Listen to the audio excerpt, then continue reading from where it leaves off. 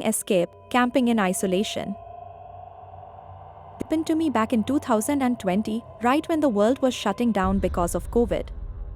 Everyone was cooped up inside their homes, but I saw it as an opportunity, an excuse to escape reality and camp in different national parks across the country.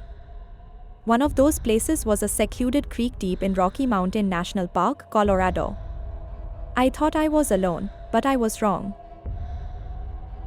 Back in 2019, something happened with my job, something that cost a lot of people a lot of money.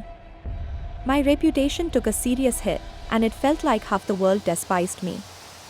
I had to change apartments, get a new phone number, and eventually, I quit my job. But that wasn't enough. The harassment didn't stop. For months, I was bombarded with threatening texts from unknown numbers. I didn't know if it was one person or multiple people, but eventually, it all seemed to stop, or so I thought. By the time I went camping in early 2020, I figured it was all in the past. I parked my truck, hiked up to the creek, and set up camp far from the main trail. There was nobody around, probably because of the lockdown and the freezing weather. The crisp winter air, the crunch of snow under my boots, the sound of the creek flowing, it was exactly what I needed. After setting up my tent, I built a fire, cooked some food, and sat down to read. As the sun dipped behind the mountains, I pulled out my phone to check for messages. That's when I saw it. A string of texts from an unknown number. My stomach dropped. "How's your camping trip going, buddy?" The message sent chills down my spine. "It's beautiful out here, isn't it?" And then the final one. "I see why you came up here." My heart was pounding. I instinctively typed back, "Who is this?" but there was no response. I stood up and scanned my surroundings. Nothing but the dark, empty woods and the crackling fire.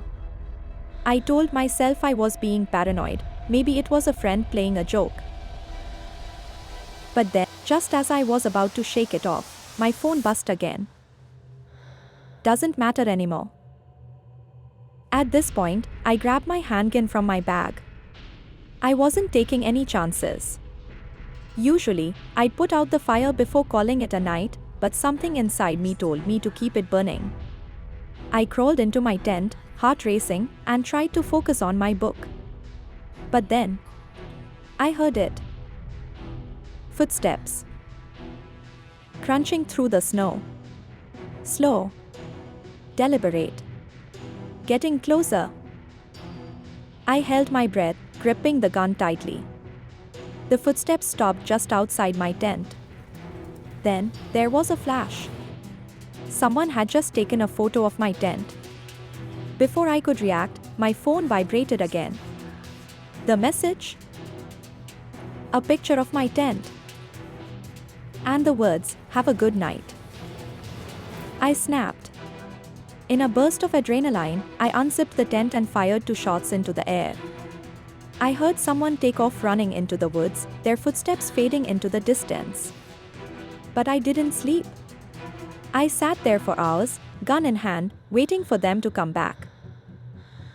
By morning, sunlight washing over my campsite was overwhelming. I packed up and got out of there as fast as I could. I never found out who it was, but I do know one thing: if I hadn't been armed, that night could have ended very differently. Even now, years later, I haven't received another message. But sometimes, late at night, I can't help but wonder, did they ever really leave?